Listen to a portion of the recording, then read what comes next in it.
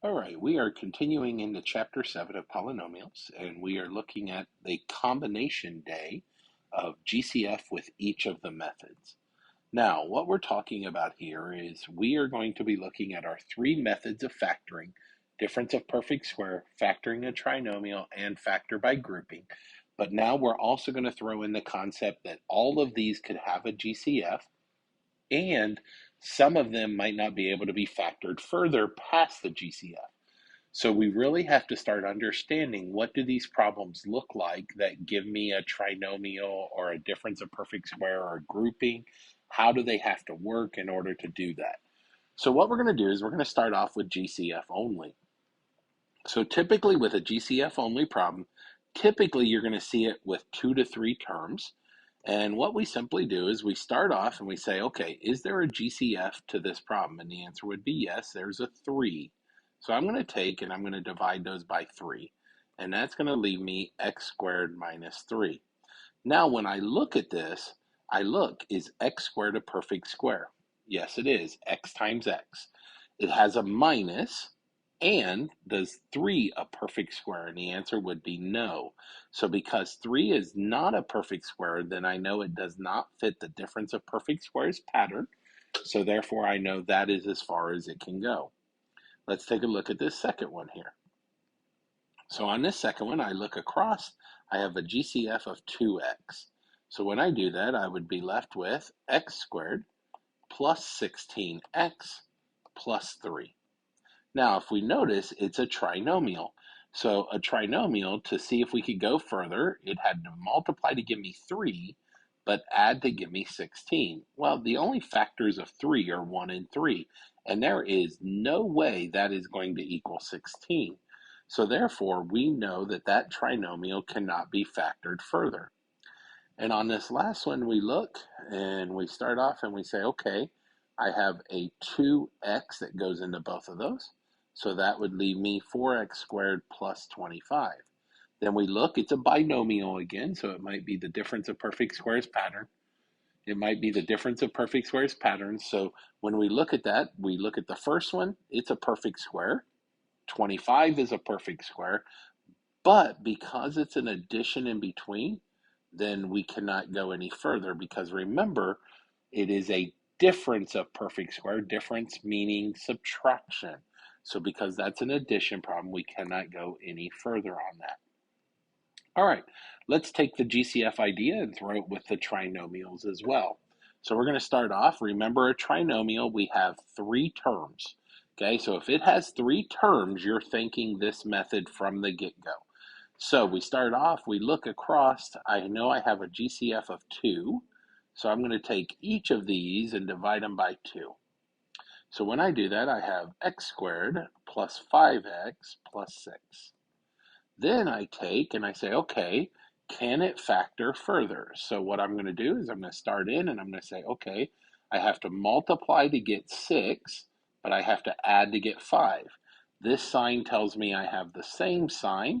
I look back, this sign tells me that they're both positive. So I have a 1 and a 6, or a 2 and a 3. So 1 plus 6 is 7, 2 plus 3 is 5. So that's my combination. So x plus 2, x plus 3. So this one, I took the GCF out and it continued on. Okay, let's try this next one. So I start in and I notice that I have a GCF of a 3. So I'm going to take out the 3 and I'm going to divide each of those by 3. Then I look, can I go further? So I take this and I come over here to my t-table and I say, okay, it multiplies to give me negative 12, but it adds to give me negative 4. Now, this sign, remember, tells me I have different signs. The one in the middle tells me my bigger number is negative. So that means I have 1 and negative 12, 2 and negative 6, 3 and negative 4. So my combination would be 2 and negative 6, because that adds to a negative 4. So I get x plus 2, x minus 6. And that is my combination here. Okay, let's keep this going with factor by grouping. Now, the telltale to tell you that you're doing grouping is there are 4 terms in the problem. So the first thing we're going to do is we're going to start off with a GCF. Does it have a GCF in all 4 of the numbers? So we start off, we look, it does, it has a 3. So I'm going to take that out and I'd be left with 2x cubed minus 8x squared plus 3x minus 12. Then I'm going to start in, and now what I'm going to do is I'm going to come in here and I'm going to now group my groupings together. I look for a GCF inside of each of those, so I have 3. Out of this first grouping, I'm going to have 2x squared, and that would leave me with x minus 4. Out of the second grouping, I have a 3, and I'm left with x minus 4. So now I take this, and I have 3. I have 2x squared plus 3, and x minus 4. Remember, we take the GCF and the GCF, and that's where we get that first grouping from. So that's what it looks like to have a GCF with a grouping. Let's try another one just to practice. So I start off, I look for what is my GCF, and it is a 4. So therefore, I'm going to divide that by 4. I get 10x to the third minus 45x squared minus 6x plus 27. Then we take that. I'm going to throw in my groupings. And now I'm looking for factoring those out. So I have 4. I would take out a 5x squared here, and that would give me 2x minus 9. On the second one, I would take out a negative 3, and I would get 2x minus 9. And then remember, I'm looking for those GCFs. They go together in a grouping, so I have my GCF out in front, and then 5x squared minus 3, and then 2x minus 9. And that is how we do the GCF with the grouping.